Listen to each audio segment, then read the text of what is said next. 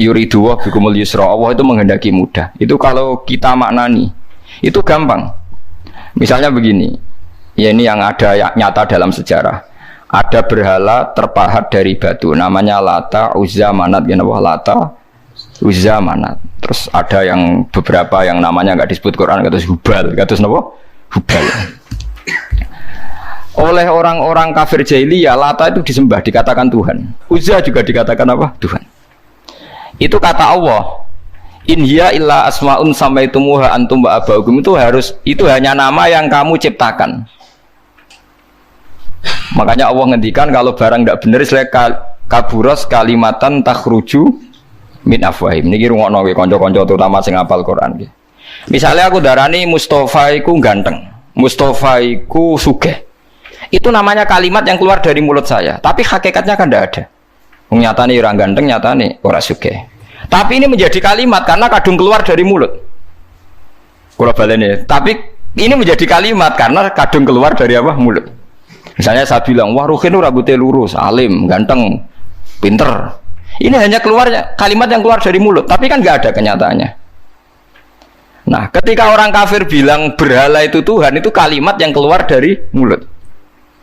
Nah, kalau hakikatnya ya batu, bukan Tuhan. Hakikatnya itu batu. Berarti namanya pangeran Lata Uzza itu batu apa pangeran? Batu. Nah, makanya kalau Allah mengkritik orang kafir, misalnya Allah dikatakan punya anak, Yesus itu Tuhan.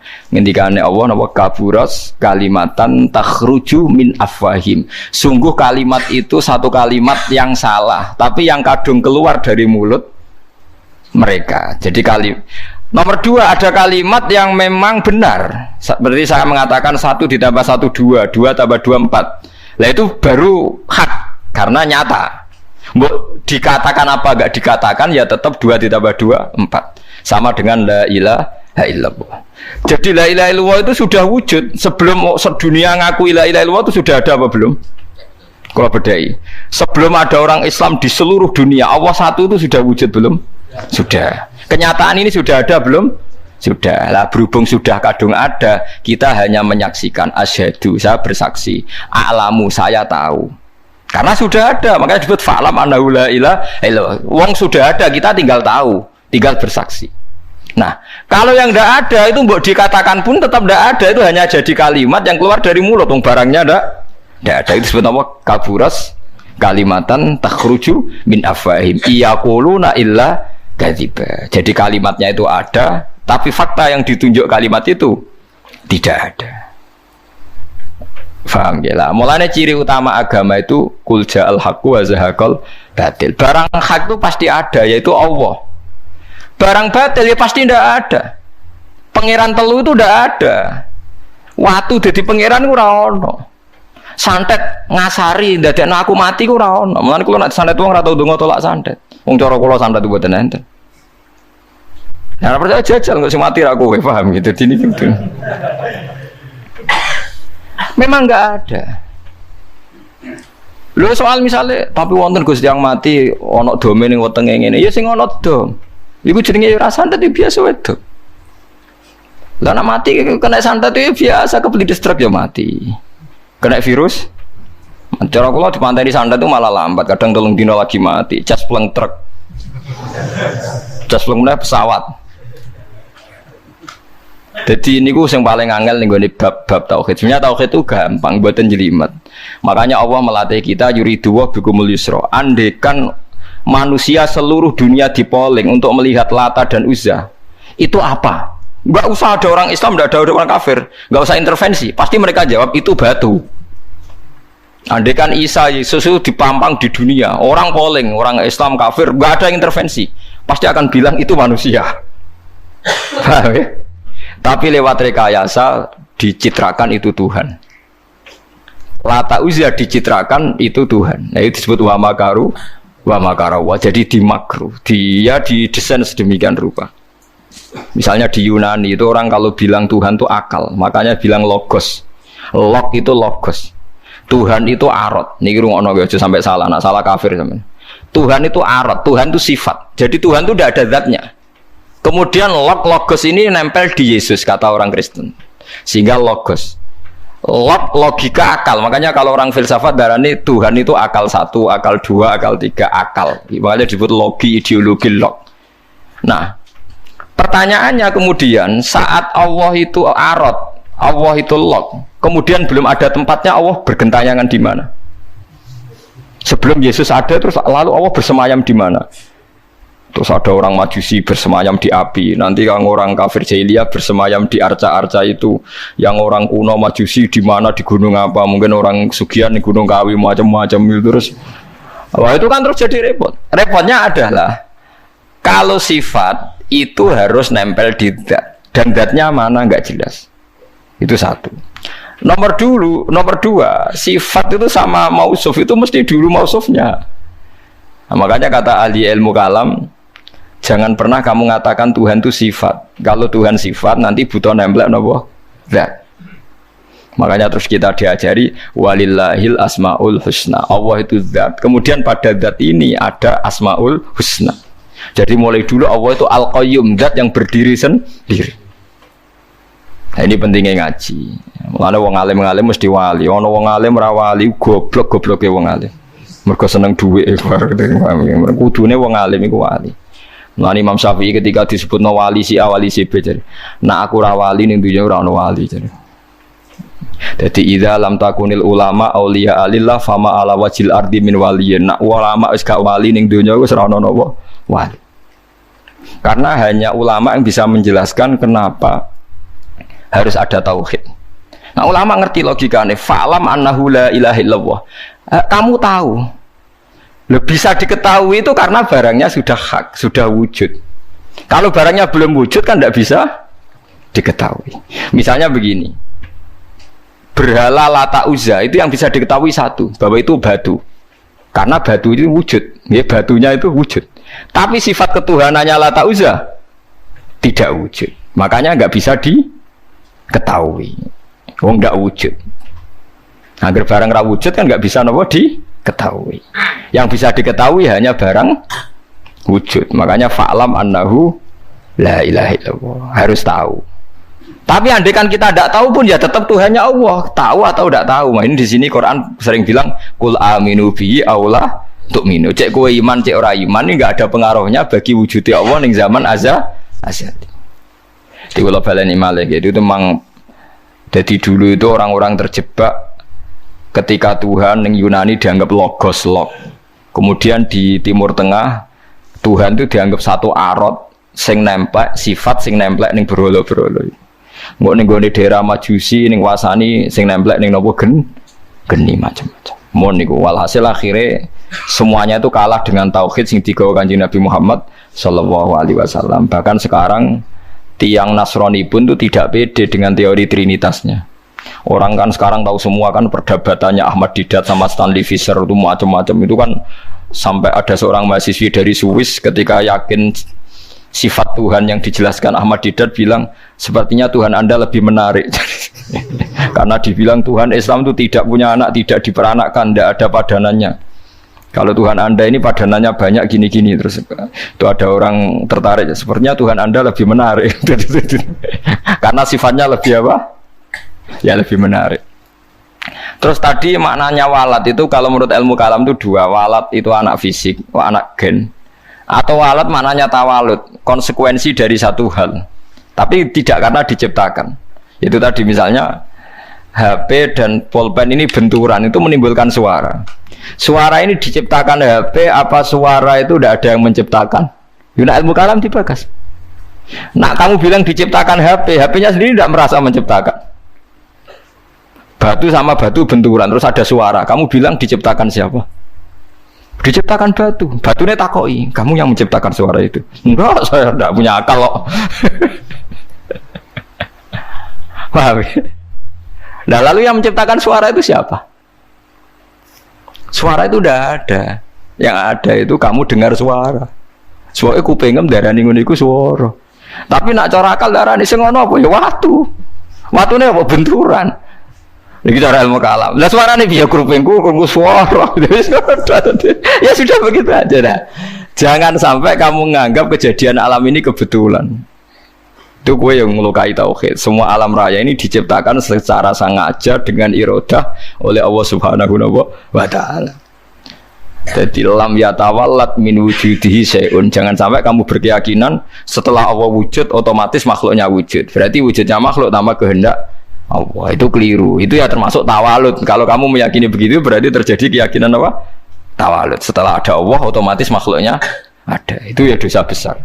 Kafir. Nggak mau dosa besar tapi apa? Kafir.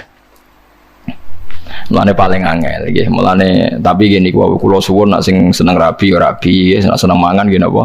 Mangan. Setan niku paling mangkel ku mbek wong mangan atau wong rabi sing nglawan setan.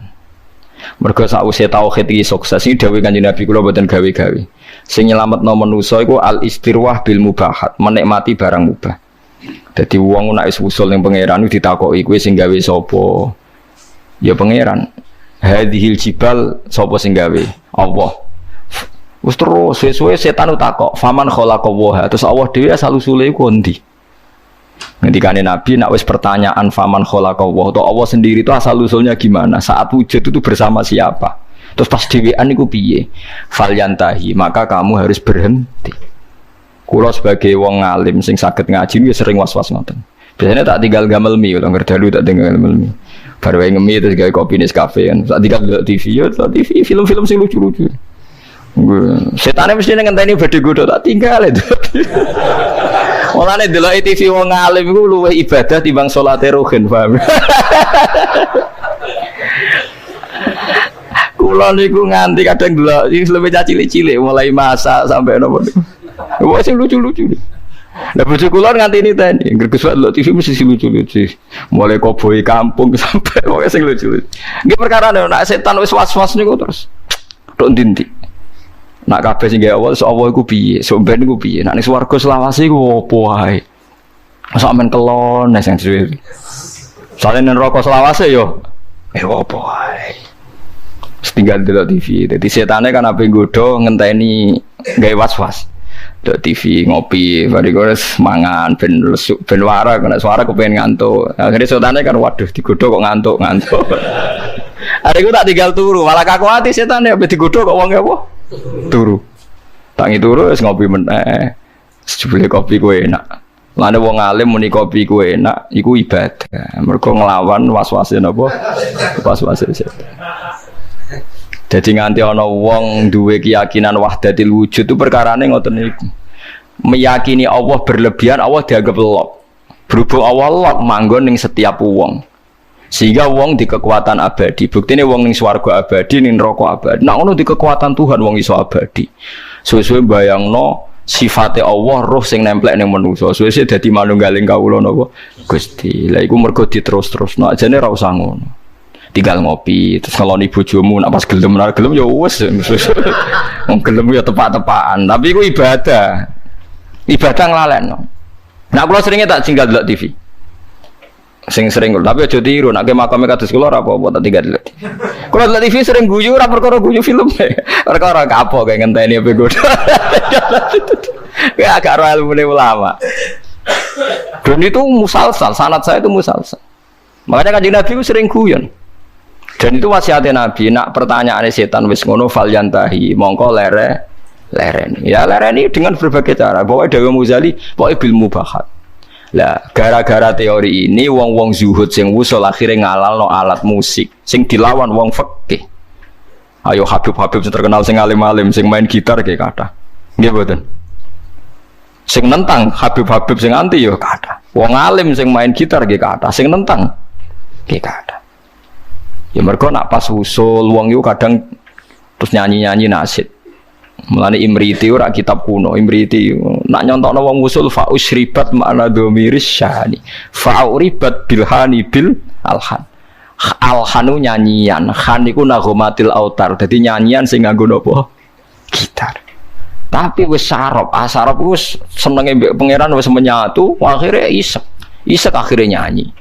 Nyanyi gak sadar nganggo alat musik terus suwe-suwe dadi gerakan Jalaluddin apa Arumi suwe-suwe ning Indonesia dadi marawis niku lho mboten iki ana silsilah tapi kowe ngukumi halal ya ora iso harus diamuk wong fikih ngarani alat malahi alha an dzikrillah nglalekno pangeran Lah lucune sing ngaramno iku ilinge pangeran tenanan yo nak ngrungokno musik. Ayo wong sing seneng nabi, nasitan sing nganggo terbang, nganggo orjen nangis nondi. Nganggo torjan, nganggo orjen kan. Cuma kiai ku mau nganggo orjen dhewe tapi nak ngrungokno. Gelem. Kabeh kiai nyetel opik tapi nak kon ngalah lo, gak gelem. Tapi kon ra nyetel. Yo ora gelem. Kula nate mbantah kiai, lan jenengan ngaramno kok ngrungokno. Beda ngrungokno.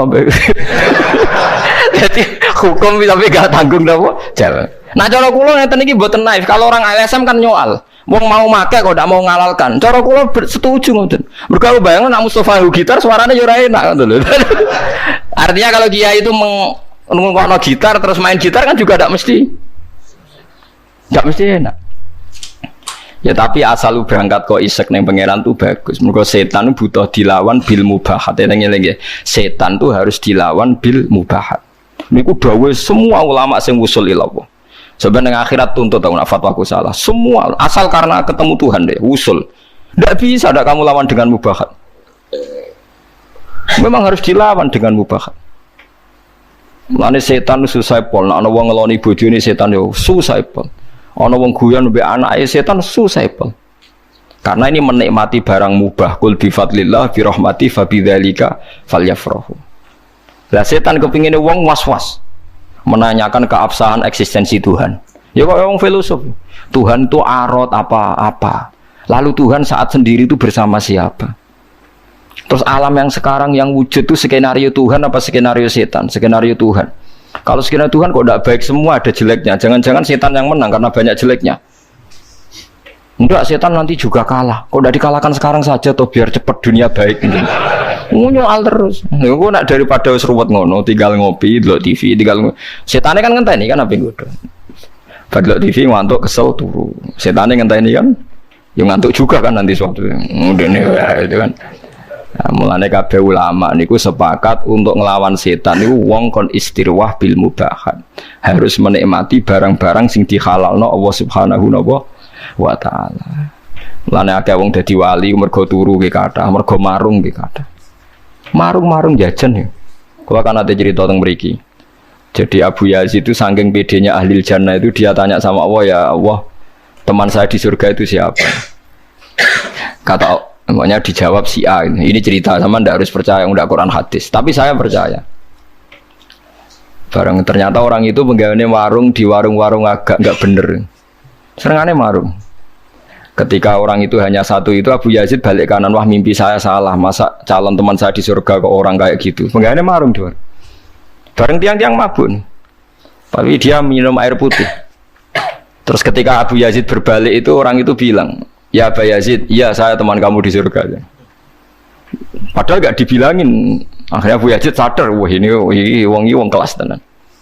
Akhirnya beliau bilang gini, ya Abu Yazid, separuh orang yang biasa minum minuman memabukkan itu sudah saya tobatkan, separuh lagi tugas kamu. Ini yang masih minum ya. Abu Yazid kan wali resmi biasa ngaji kan, gak wali lapangan kan pusing. Ya Abu Yazid akhirnya matur sama Tuhan, ya Allah, bihaki saya ini wali engkau, siapa saja melihat wajah saya harus dapat hidayat. So Abu Yazid ketok meletene, seluruh temanmu yang masih mabuk suruh melihat wajah saya, nanti pasti menjadi tobat. Terus umatnya dibilangi, hei teman-temanku lihat wajahnya Abu Yazid. Terus melihat wajahnya langsung semuanya nopo tobat. Itu melawan mubahat. Semua wali itu pasti mengalami gitu. Makanya Jalaluddin Ar-Rumi itu masyhur penggaweane nari sampai saat ini jadi tari marawis itu awal-awalnya sinten? Jalaluddin sinten? Ar-Rumi. Sama nak roh sama ceritane Kanjeng Nabi senengane iku garisi lemah. Ya kayak sahabat kadang takoki wono apa ya Rasulullah, ya apa ya ngene iki. Banyak ulama. Yaitu biasanya untuk melawan setan itu harus disibukkan apa? Bil mubahat. Karena kalau Anda melogika Tuhan berlebihan jadi filosof, jadi macam-macam, terus lama-lama setan tanya, faman khalaqa, lalu Allah sendiri asal usulnya gimana? Nah kalau sudah begitu harus kamu lawan falyantahi. Bilang apa? Rabbi a'udzubika min hamazatis syayatin wa a'udzubika rabbi ayyah turun. Paham gitu. Terus kula suwun mbok jenengan mulai sakniki nek sing seneng jajan nggih jajan mawon, nek lagi rukun mbek bojo nggih jagungan mawon, lagi tukaran nggih nikmati tukarane. Alhamdulillah bojo kula kok ngamuk. Wis kudu disyukuri. Baru kayak bojo ngamuk kula mikir carane ndamekno bojo, tapi kan enggak memperdengarkan setan kan? Tidak bergelut dengan teologi tapi bergelut dengan harga napa di diri. Kalau teologi sekali salah kan swarga napa? Swarga napa? Neraka.